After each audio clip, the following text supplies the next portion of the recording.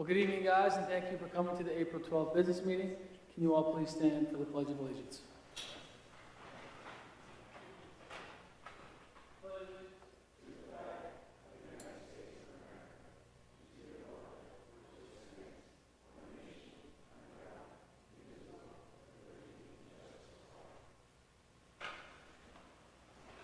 Thank you so much. Tonight we are joined by 6 of our board members, our superintendent of schools, Dr. Timothy P. Harney, our assistant superintendent for curriculum and instruction, Dr. Ted Fulton, our assistant superintendent for finance and operations, Mr. Lou Frontario, our district legal counsel, Mr. Edward. Come to the podium. Please state your name. You must be a resident of the Bayport Blue Point School District. If not, you must be voted in by a majority of the board. As always, for the convenience of the community, our Board of Ed meetings are taped and posted to the website on Board Docs. And if you'd like to follow Dr. Harney, you can follow him at BBP Soup, or you can follow the school district at BBP Schools. Just one quick update before we open it up for recognitions. Just wanted to remind everybody, a few weeks ago we moved our meeting to April 27th. It was scheduled prior for April 26th. We moved it to April 27th to align with the BOCES budget vote. So at this time, I'll pass over to Dr. Harney, because obviously, as you see in attendance, we're acknowledging some special students tonight for the spelling bee winners. So congratulations, guys. Looking forward to acknowledging you guys here and getting some pictures with you guys. Dr. Harney? Thank you very much, Mr. Miller. Welcome everybody tonight. So I think instead of doing my normal report first, we're going to start with our student recognitions. And tonight we have a number of students that we're going to recognize. So first of all, congratulations to them. Tonight we're going to have our spelling bee winners. We're also going to have our SCMEA All-County Music Festival. And we're going to have, we had a contest recently that SEPTA, which is a new part of PTA that was started this year. We had a contest, and Riley was our winner, so we're going to recognize her as well tonight, who did some artwork for us. So with that, I'm going to turn it over to Dr. Fulton, who is going to introduce who will be introducing our students for us. So again, congratulations to everyone. Thank you for coming. And I do hope everyone has a tremendous spring break. So with that, I'll turn it over to Dr. Fulton. All right, thank you. So first this evening, we would like to recognize our spelling bee winners. So when I call your name, come on up. Promise you won't have to spell anything this evening, and then we'll take a nice picture right here in front. So first winner, Michaela Munoz.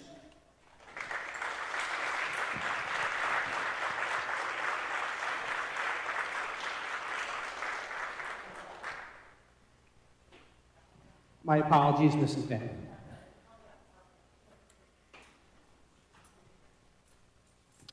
Then we have Nate Swan, who's out sick. Oh, he's on his way. Oh, okay. From Blue Point, Daniel Harrison.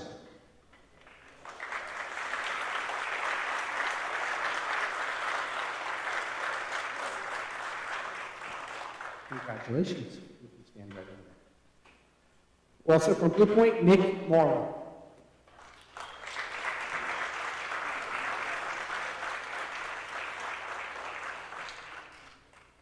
From Sylvan Avenue, Dylan Salzano.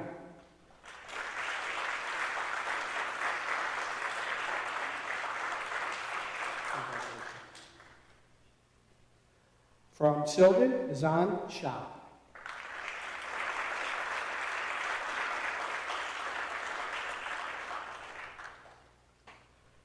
Mr. Augustus, would you like to come up?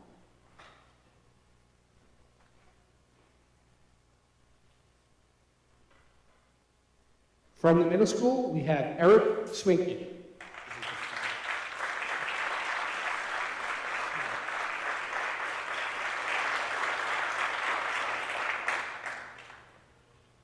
Seventh grader, Ian Rand.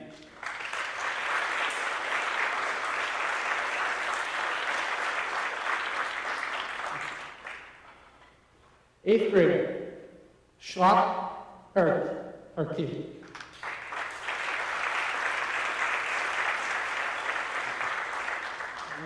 And then Eric Swinkin, middle school.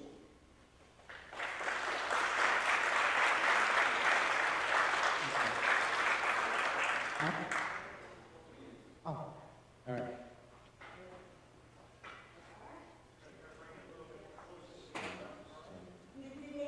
You make them? Okay.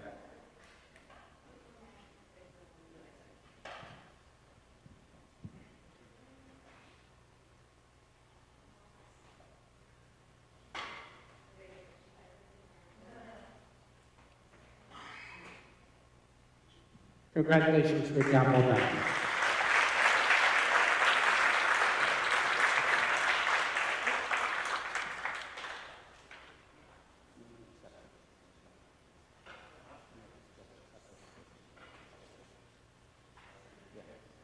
Next, we have a contest for SEPTA. This is the PTA, newly founded this year for special education, and we had a contest to design a new logo.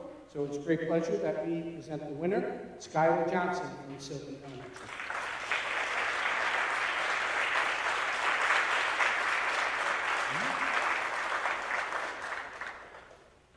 Okay, I'd now like to bring Mr. Weber up. As we're going to now recognize our students for SCMEAs. So Mr. Weber, I'll be your assistant. Excellent. Good evening. Tonight, District Administration and the Board of Education will be honoring our music students that were selected to participate in this year's SCMEA Band, Chorus, and Orchestra. Many of these students have diligently worked to prepare listening solos at high levels and were recommended by their music teachers to participate in these all-county honor ensembles. We are proud of these students for their high achievement, leadership in their school ensembles, and for their dedication to the study of music. Please come up when I call your name. Division 1, great, this is grades 5 and 6. We have Mason Ash.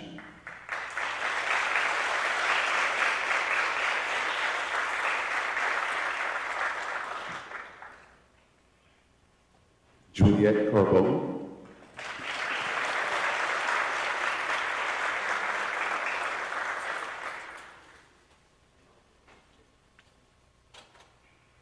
Angela Cavuto.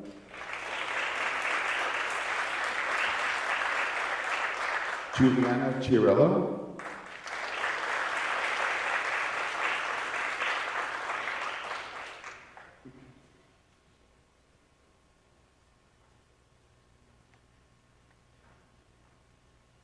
Kaylani Donaldson.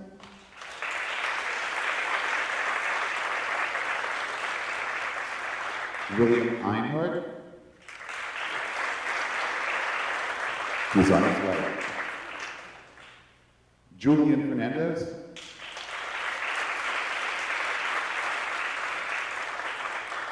Scarlett Flood Belisari. Isabella Jacobs. Ray Labarca. Malcolm Merced.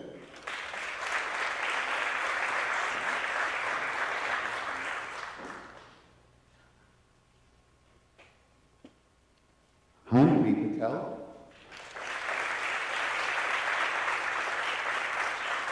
Jane Raymond.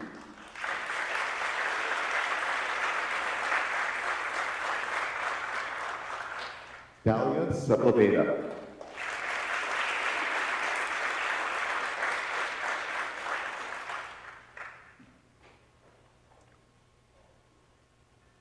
And our last student in Division 1, grades 5-6, is Eric Swinkin.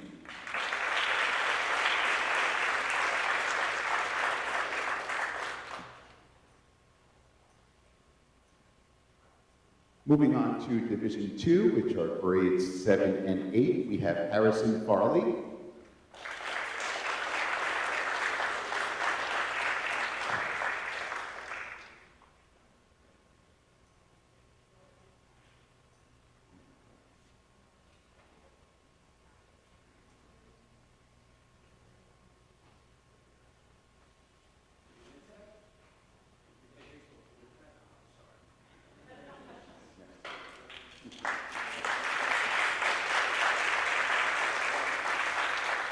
Michaela Grauer.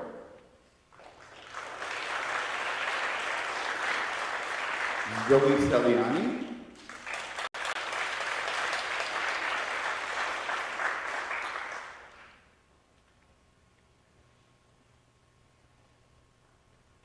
Francesco Silvestrini.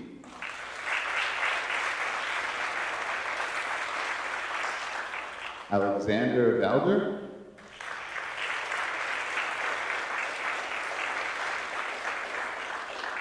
And Anthony Valder.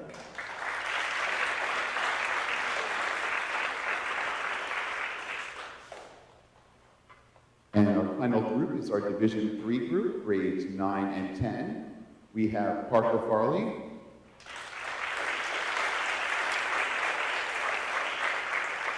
Anna Foreman,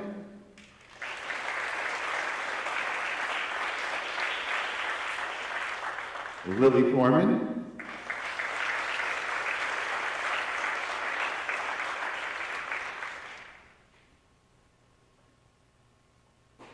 and Alexandra Gitvalechos. Please give them a big round of applause.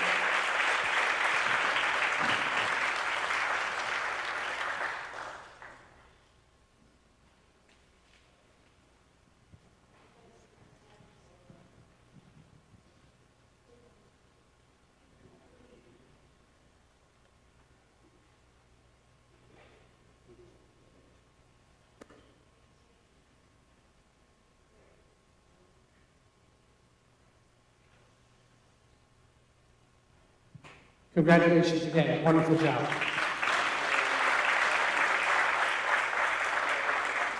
So we're actually going to call back up our spelling bee winners. We had, so we can take a picture and we're going to present their certificate to the young lady that just came.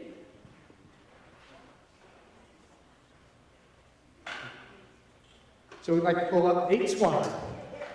Stay right here. And if we have any of our spelling bee winners still here, we can just take a picture. Go ahead, I got it. Excellent.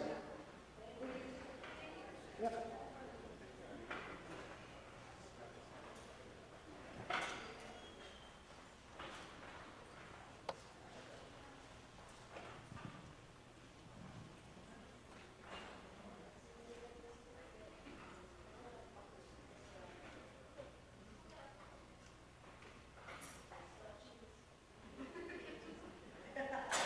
One big round of applause, thank you.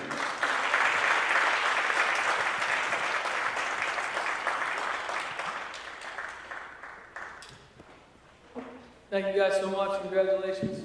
At this time, if you'd like to go home, we understand. Feel free to stay though. Have a good night, guys. I'm blame you.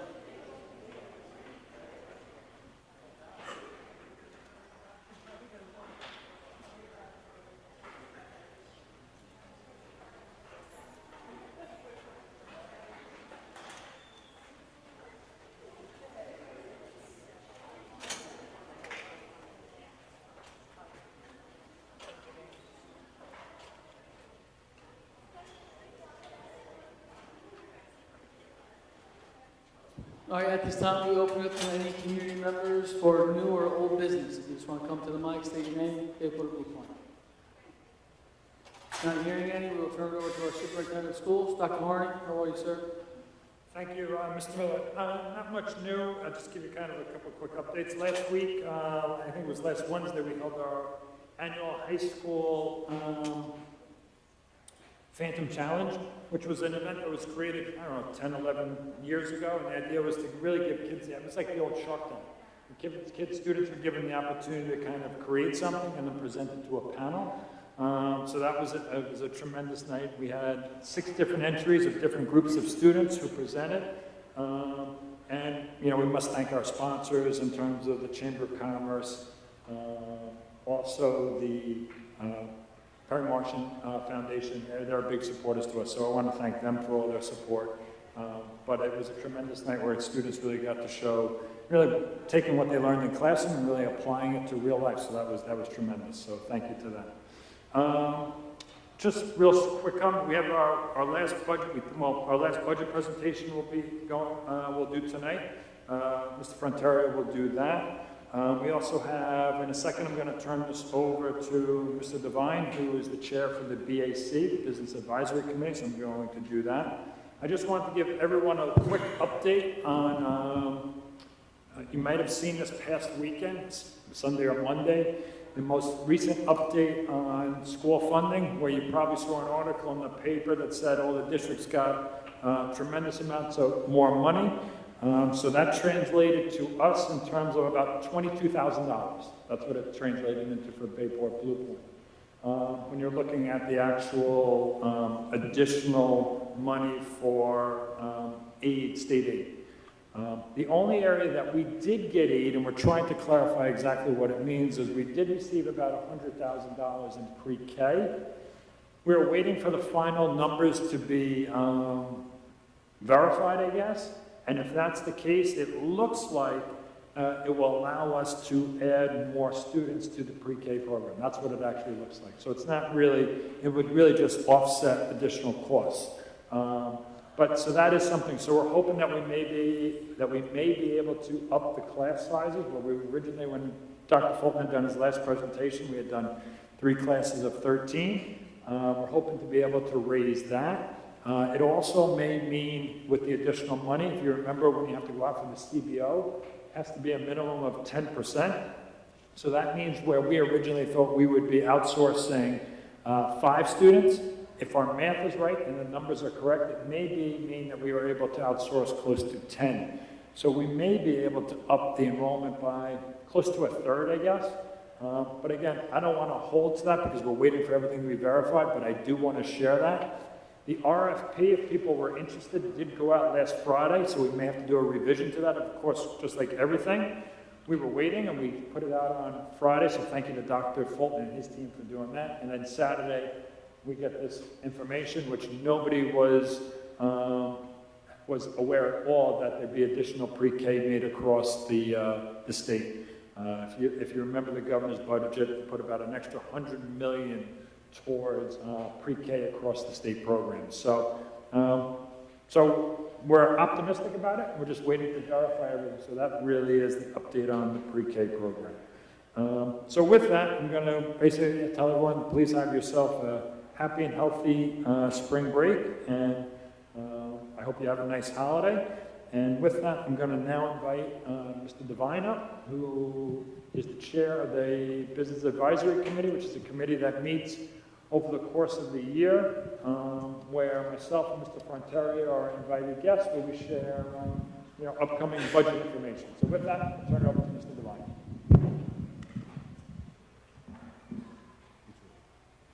Thank you, Superintendent Honey. I have, usually people are a little low on the podium, I'm a little high on this podium, but I will make this work as best I can.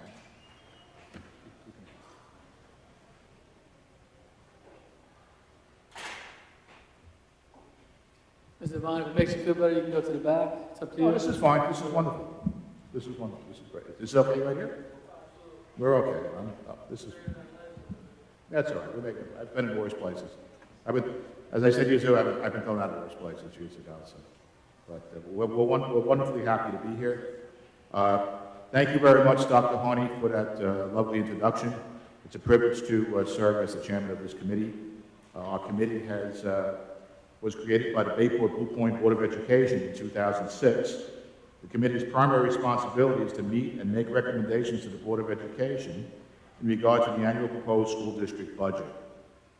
BAC is grateful for the opportunity to participate in this year's budget process. Our committee is comprised of community-minded members from various backgrounds with both private and public sector experience. We would like to thank our school board liaison, Mr. Jason Borowski, for taking the time to join our meetings and provide insight from the Board of Education's perspective. And also Eileen Regina, Chief Office Assistant for Communication Skills in advising our BAC of our scheduled meetings. That was very good. She did it much better than we did, so we appreciate her. Thank you, Mr. Frontier. So that was very good. BAC is very much aware of the constraints that the Board of Education has in managing the physical resources and educational needs of our children. The continual challenges of our school district, especially during the post-COVID environment, are inclusive of declining enrollment, safety and security concerns and needs, changes to curriculum plans, a permanent tax levy, we call it a tax levy cap, it's not a tax cap, it's a levy cap, and the annual uncertainty of state aid, as Dr. Harney just mentioned. During the past months, Dr. Harney, Mr. Frontiero, and Mr. Borowski attended our numerous BAC meetings and provided our committee with an easier-to-understand accounting and budgetary analysis. Extensive and detailed materials have been made available to each BAC member. The goal of both the administration and the committee is to share transparency of the fiscal and monetary concerns of the district. The 22-23 tentative adopted budget by the Board of Education is $79,909,619, which does represent an approximate 3.82 increase over the prior fiscal year. While the tax levy cap for this year's adopted budget is 4.05, the Board of Education, Dr. Harney, and Mr. Frontiero prepared a budgetary plan that will project a tax rate of no greater than 3.5%, which is below the allowable cap. The adopted budget would also restore and expand several programs that were affected through the years of COVID-related restrictions. Both Dr. Harney and Mr. Frontiero have been open and available to discuss any line item and expense that BAC members inquired about. I can personally attest to that. Thank you. As the year progressed, both administrators took the time to keep us current on the progress of this year's proposed budget. We appreciate their dedication and candor during our review. Observations. Universal Peak Pre-K. This development program can be a great asset to our district and our young children. However, it is not a no-cost program. It's a federally aided program, which also does not take into account additional costs needed to implement the program, i.e. furniture, supplies, etc. The risk to the future budget is that the change of the federal administration, reduction in funding of the program, or elimination of the program will lead to school district either eliminate the program or fund without reimbursement. The cost of that program and potential future impact should be greatly monitored. Physical, social, emotional support. The administration has identified the increasing need of physical security measures as well as increased social, emotional support for our students. We agree that there should be a need for these programs of this type, but it will have an impact on future budgets and must also be carefully monitored. Unfunded reserves. It is our understanding that the unfunded reserve, currently at 6%, will be used to fund some additional items in the budget. From the previous year's BAC sessions, we have discussed about multiple reserves that were at or below the Suffolk County benchmarks for a district our size. Continued spending from unfunded reserves is not a sustainable practice and should be monitored. Additionally, we spoke about funding a capital reserve. If the BOE administration is targeting to reduce the unfunded reserve, the amount and use of these funds should be detailed. The BAC would also like to see funding of a capital reserve to reduce the risk of future unplanned expenses that would apply budgetary pressure. Busing. As a result of the safety study, there was a plan to reduce the mileage and expand the busing to more students. The safety of our students is of paramount concern. While the BAC is in favor of this new plan, we should identify the cost and budget impact. It is our understanding that busing will be contracted out and will not be state aided for the first year. The cost should be listed as well as the potential that the contract should increase in future years, thereby adding recurring costs that has the real potential to increase. We should also investigate any measures that could reduce this potential increase. It is our understanding that the budgetary amount for the expansion of the increased busing will be funded within the proposed budget without a separate resolution seeking voter approval. Although this expense may not be dramatic, the consensus of the BAC, while not unanimous, believe that this new initiative should have been presented to the community as a separate proposition as it has been historically for the past number of years. Outdoor lighting is a new one.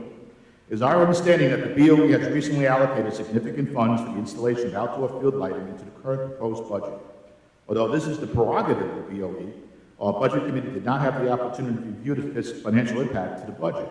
We were perhaps a little blindsided on this initiative, but because of this, the majority of the BAC believe that this new proposal should be presented to our community in the form of a separate proposition. Conclusion. However, for this current year, it is the consensus of the BAC to support this year's budget with a tax levy amount not to exceed 3.5 for fiscal 22-23 fiscal year. However, this was not the unanimous decision of the BAC, as we do represent a wide scope of fiscal opinions on both sides of the spectrum, which add to the dedication and character of our committee. Several members, not all, hope this increase could have been lower.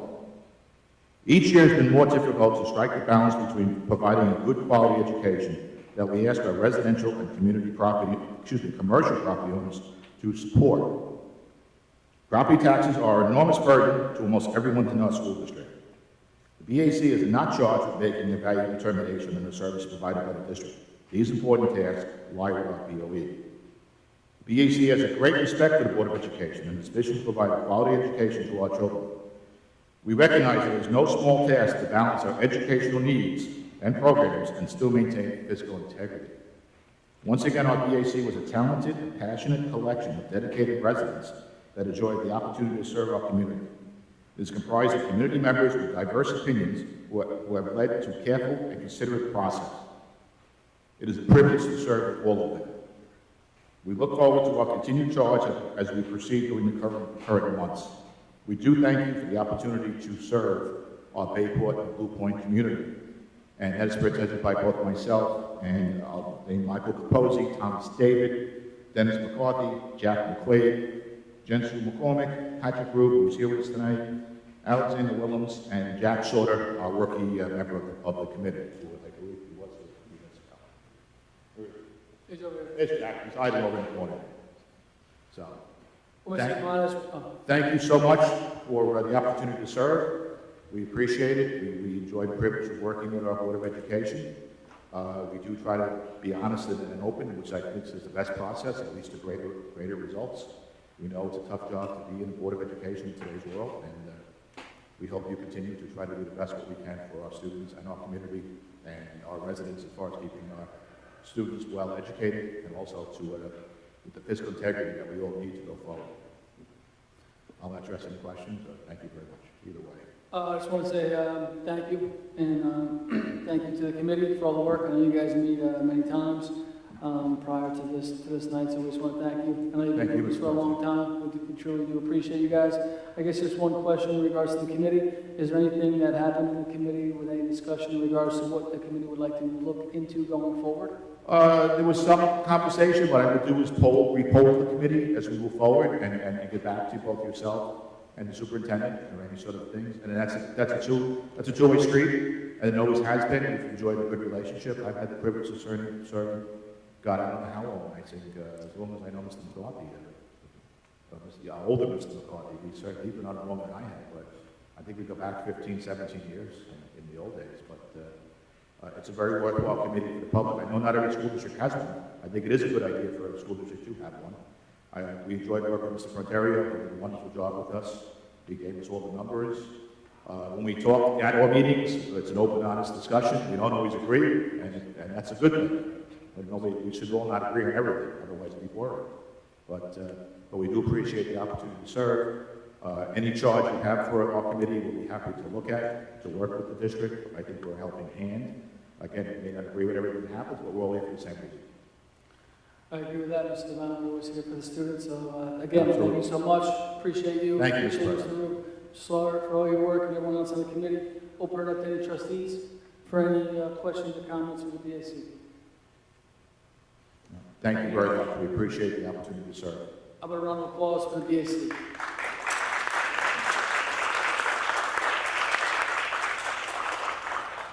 Thank you very much.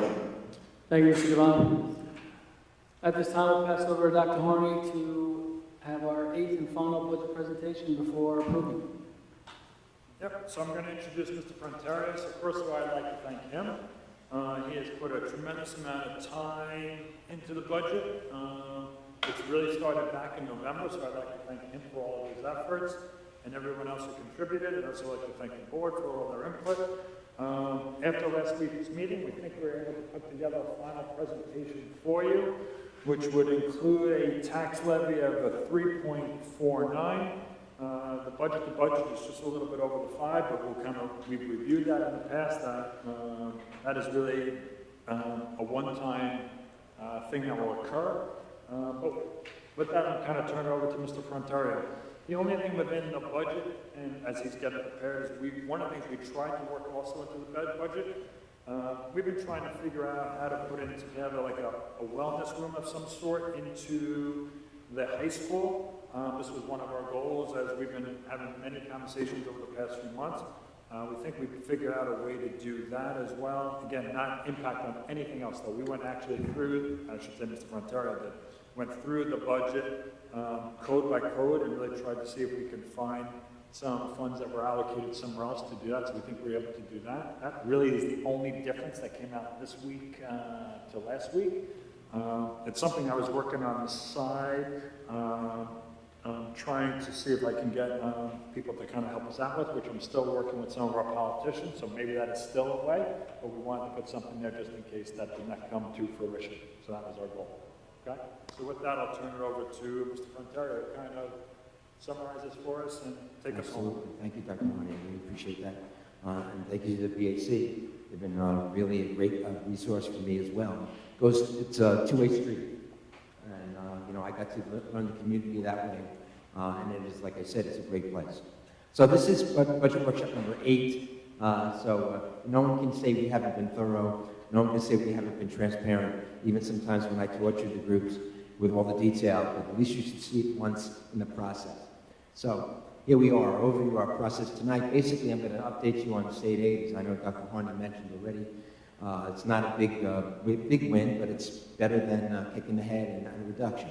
We're going to approve the budget tonight. Tonight is really a culminating activity in terms of what happened last week's meeting when the board discussed many things that they wanted to add and a decision has been made. And tonight the budget will be adopted, including all the things that we talked about, and I'll get to that in a moment. Decisions about the increase in the budget and the tax levy, and ultimately the board will adopt the budget that we will bring to the voters on May 17th. In terms of an agenda, our district goals, which I always make part of every presentation, our calendar, stated update, tax levy increase of 349, and a budget of 519. 13-year history of our budget and tax levy changes, the average, our next meeting, which is going to be May 10th, budget hearing, excuse me, which will be May 10th. There's actually a meeting on April 27th as well, but there'll be no budgetary presentations at that meeting. Again, our district goals, it is our guiding principles. It's why we get up every day and why we want to make sure that the experience for every student in this community is at the utmost. And so we follow our goals and we live by them. As you see the calendar, which I love, as you can see the check marks as we're moving down. Since December, I've been presenting information and taking you up the ladder, so to speak, with more and more information that came to light. And as we were, moving forward and developing what started as concepts into a real concrete budget that we are proud to bring to our community.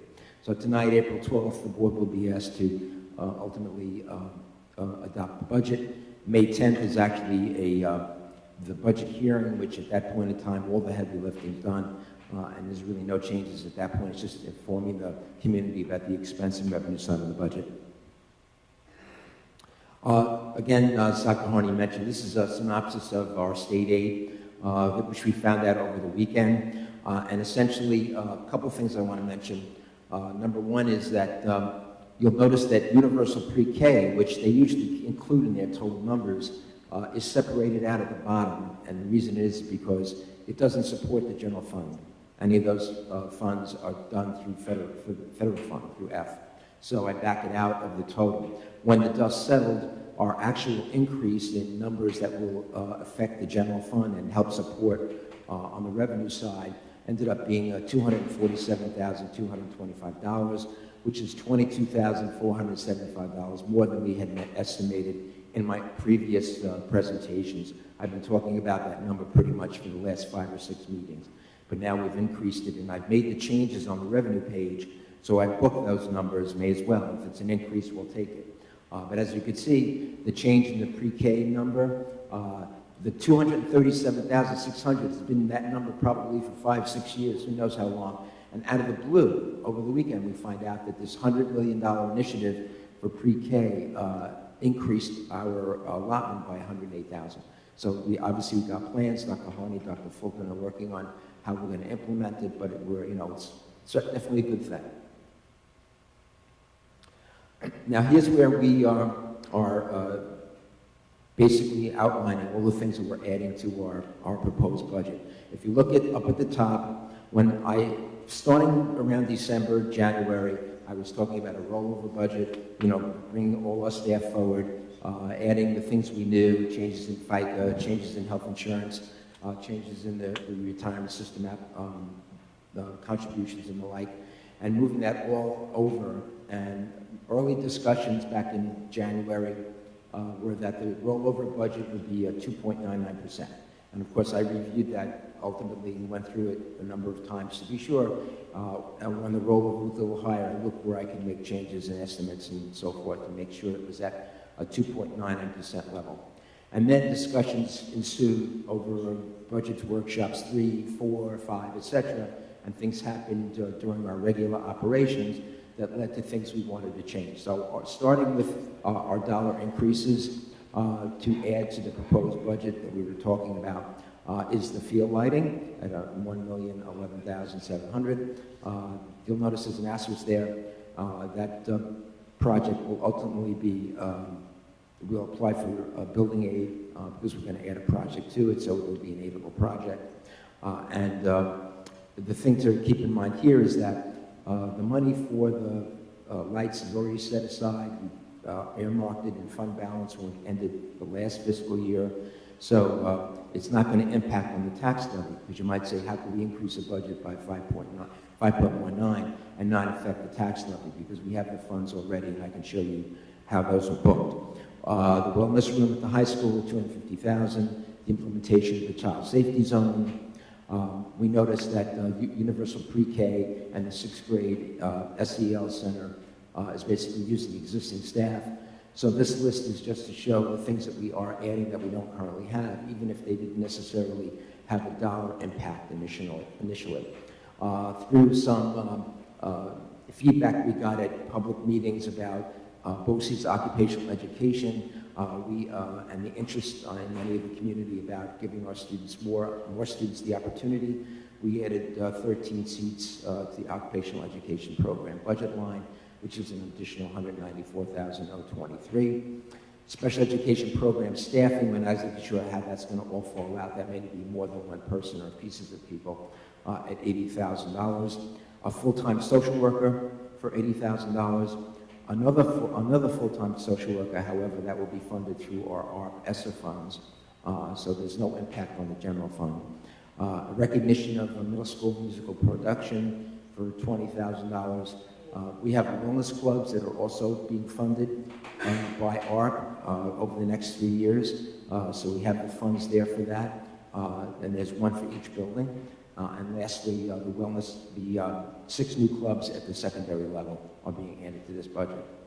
So adding up that total line that I just reviewed, before we got to the total, I went through with a scalpel and a knife and reviewed every budget code I could and reduced the rollover budget by $330,000 before applying these additions. So ultimately, it nets out to an increase of $1,692,000 to $829,000. And when you add that to where we were in terms of proposed budget sort of starting point, it leaves us with a proposed budget for 22-23 of $80,969,342, $3,996,807 increase, and a 5.19 budget-to-budget increase. This is a summary that I've showed of the budget over the functional areas.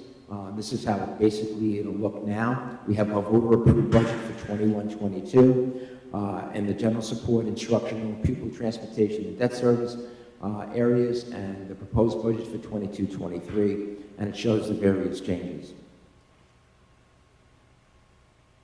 On the revenue side, this is really a key piece. Now, we're charged with bringing in a budget that would have a tax levy of no greater than 3.5. This tax levy is at 3.49. You may ask yourself, how can you do that with a 5.19 budget-to-budget increase? Actually, as I go through this, I'll explain it to you. We have our tax levy of $57,468,219. Again, that's a 3.49% increase over the current tax levy. The state budget, I added the $22,475 to that, and actually reduced the transfer from reserves a little bit to make up for that $22,000 difference. All other revenues, again, we were keeping it at an additional 442,710. And the appropriated fund balance is where the increase is reflected. If you recall that the increase for the lighting on the expense side is $1,011,700. On the revenue side, we're taking that set aside of fund balance and applying it and appropriating it. So it has no necessarily effect on the budget and expense side in terms of the wash. So we have to recognize the increase on the expense side, but we have the revenue to cover it on the revenue side. So ultimately, as you can see, we are in balance. Our expense budget proposed for 22-23 is $80,969,342, and our revenue budget is exactly the same number, same increase and so forth, and brings it to a 5.19% budget increase, but again, 3.49 tax levy increase. And again, the difference is because we had the revenue set aside already. In terms of our history, I added 22-23 to give you a look. Again, you can see in the column for tax levy increases, allowable tax levy limit, we're under our limit. Our limit could have been up to 4.05 tax levy. It's still been within the cap, and we've chosen to increase the levy by 3.49%. Last year, or for 21-22, a similar fashion, where we could have raised the taxes up to 4.22, but only raised them by 2.94. And again, again, this will be, for the most part, a one-time deal where you see the budget go up to a 5.19%. In terms of averages, this is what I've been talking about for the past couple of months as well.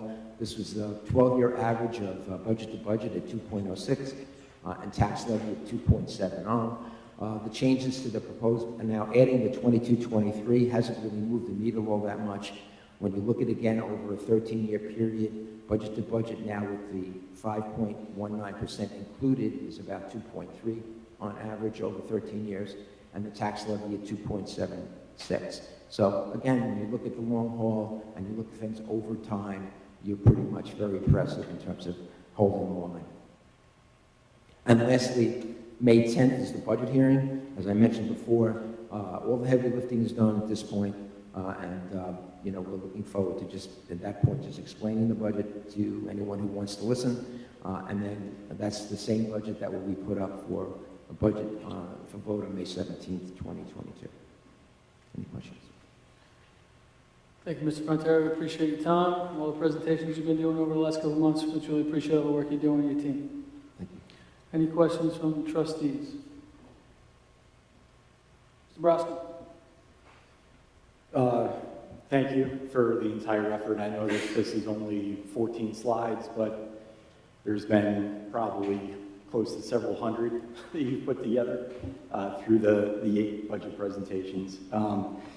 I just wanted to go back to slide 7 really quick, if we could. And I wanted to talk about, I guess, a couple line items on here. Yes. Yep, that's it. So, looking at this, it looks like the cost for the field lights is just over $1 million. I want to be clear to the community as to what exactly they're getting for that. So, what does that entail in terms of what fields are being lit for that price tag? Sure. The just over $1 million price tag for the field lighting, what fields does that entail being lit? Is that just the primary football field, or? Yes, so it is the primary football field, and the costs include obviously the lights, the materials, all those, the electrical. Obviously, they always build in a little contingency because of the times of the year. Speakers is also an extra thing for seating across the way as well. So that's kind of what the whole thing includes. Okay. And then that field, I know that it's got the track and it's got the football field, but it's striped for additional sports too, correct? Correct. It's currently it's set for 3 sports: lacrosse, football, and soccer, which is obviously 2 of those are boys and girls. On track. All right, we obviously do the field events and those, and as well, and you'll be able to have access to the track. Sure. So, So I just, you know, I've had hesitancy related to the field lights throughout the duration. And it's not something that I don't recognize that would benefit our student athletes. I understand that. I just, when I look at this slide and I see for an additional $691,129 that we're adding everything else on this slide. And to hear Dr. Herney talk about trying to find money for a high school wellness room at $250,000. That's what gives me pause when it comes to this. That, just so everybody understands where I'm coming from. So when we were looking at that, and again, I don't know what the cost of it is we were, obviously with a lot of the work that we've been trying to do is we've been talking about trying to put a place together for our students to go. And we're looking to use what used to be our old, if it comes to fruition, it would be our old, I guess you'd call it the isolation room, which I never like to call it during the COVID times, right? It's the room next to the nurses in the high school. And we were looking to do some type of indoor-outdoor type of area for students and for staff. And we were also hoping to move our social worker into that and really to try to create a space where students felt more comfortable, even staff felt more comfortable, and a place for them to be able to have these types of conversations that maybe in a regular type of setting doesn't always happen. That was the ultimate goal. And when we originally started to look at this, is we're actually trying to fund it through outside sources. I've been having conversations with different organizations, with politicians, but none of that seemed to be able to, I could confirm that prior to this. So this was always a piece of ours. That's why it kind of came in late, so I apologize for that, and that's on me. But it's something we've been trying to do, and we can probably do it differently. We've even talked about even doing some of the outside with maybe some Eagle Scout projects and things along those lines, but we'd have to put, I really would like to put honestly, a hole in the wall so we can do it as an indoor-outdoor type of thing. So that was our ultimate goal. So we had to come up with a number kind of late. We did have BBS actually donate drawings to us and put the time in, which is actually a lot more than this price. It was in the upwards range of around $600,000, so we tried to hone it back a little bit, and then if I can get some additional resources, then maybe we would take a look at it again. So that's really where it came from, just to kind of give a full explanation. Yeah, and you know, I guess that's my primary concern, is that I don't want you to be hamstrung when it's an initiative that you've pushed for, or you've wanted for a couple years. So, anyway, thanks. Thank you, Mr. Boraski. Any other trustees? Mr. Johnson? Yeah, I'm all about the wellness room and whatever we can do to expand that as necessary. It's great. This is definitely the first time I think any of us have realized this. It's been mentioned in the past, but the scope and the money, this is the first time we're seeing it. And so any prior discussions we couldn't have.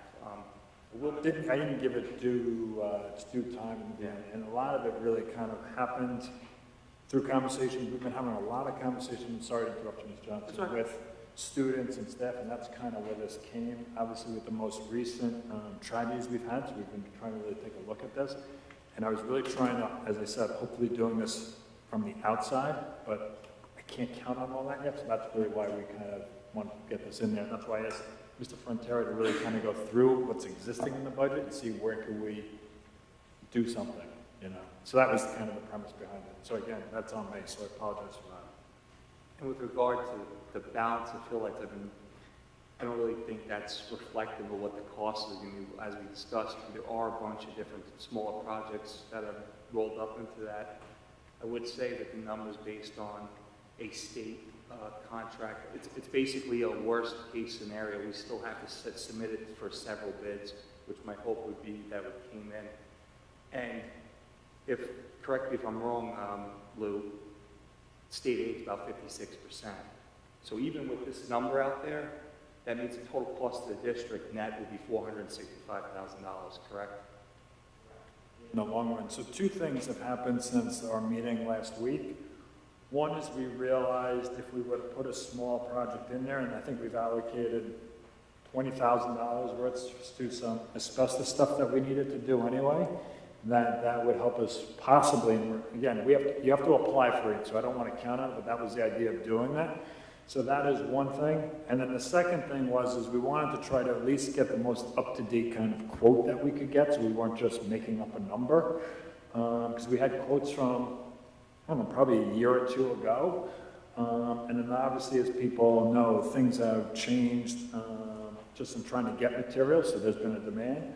So what Mr. Bortsfield did is he went to an organization or a company that is on the state contract list, so we know that that would be the price. And we do know they do good work as well. I know, like, for example, they've done other districts, and I used one, I think one was East Islip. If anyone wanted to look at that, you could see on how really the lights are very pinned in on really looking at what they want to look at. So it's interesting. But as you said, we can still put this out to bid. We can do that, which might come in less, but we wanted to at least have a number that we felt comfortable with, that we wouldn't come back later on. And we definitely want the right technology. We want it to be where it's essentially only lit over The that field, field. that's and correct. there's no light pollution for anything outside of And it that. doesn't impact the community, so that's the ultimate. So that's what we knew in a short period of time, so that's why we did But that. I guess my point is that it's important that everybody knows that these big numbers, but those aren't, just like when we talk about busing, just like when we talk about a $30 million bond, it's not $30 million to the taxpayer, it's less than half of that. You know, because it's aid, state aid comes in. Same thing with this, you know, the net cost could be somewhere between the 400 to 465,000 range, which, you know. That is definitely what we're hoping, and that's why, again, this kind of came up after the meeting. We realized this. Mr. Portsmouth brought us an idea, and we said, all right, let's try it and see if we can make that happen. Thank you, Mr. Johnson. Any other trustees? Thank you so much, sir. Appreciate it.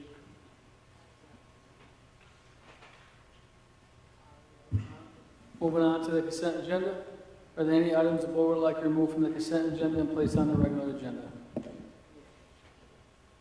Not hearing any, could I have a motion to approve consent agenda items G, H, I, J, and K? Mr. Brodsky, second by Mr. Krug. Any discussion? All in favor? Opposed? Abstentions? Moving on to the regular agenda, just so we all know, we're going to do a roll call here for the adoption of the budget. That means I'll just call your name. You can just say yes or no. So can I have a motion to approve the 2022-2023 Bayport Blue Point School District budget? Mr. Krug, second. Mr. Johnson, I'll start the roll call. Mr. Krug? Ms. Saron? Mr. Brodsky? Mr. Johnson? Ms. Pendola? I am also a yes. Motion carries 6-0. Thank you so much. We appreciate you guys for this. Moving on to the library vote. We have our library president here tonight, so we're lucky to have him. Can I have a motion to accept the results of the 2022 library budget vote and trustee elections? Mr. Brodsky, second. Mr. Johnson? Just a quick discussion. The library budget passed 229 to 45, and there is Kimberly McWard was elected again. So congratulations to the library and the community, and thank you, Mr. Devon, for putting that up for us. Yep. Thank you to the community. All in favor? Opposed? Abstentions? Motion carries 6-0. Can I have a motion to approve the inspector of elections at a rate of $16 an hour? We have a motion. Mr. Krug, second. Mr. Brodsky. All in favor? Opposed? Abstentions? Motion carries. Can I have a motion to approve the meeting dates for the 2022-2023 school year? Mr. Krug, second. Mr. Brodsky. Just one quick discussion item. There are some vacations going on that week. We want to make sure we accommodate all the board members. So at this time, I know we're looking at July 1 at 10 a.m. Does anybody have any issues with July 1 at 10 a.m.? Just so everyone's aware. Obviously, if that date needs to get moved, we can, but just so the community is aware, you must have this meeting July 1 through July 14th. The vacation's already previously scheduled. July 1 was the one date that everyone was available. Any other discussion? All in favor? Opposed? Abstentions? Motion carries. Last one of the night, can I have a motion to adopt the second reading of policy 4526.1, internet safety? Mr. Brodsky, second. Mr. Johnson? Any discussion?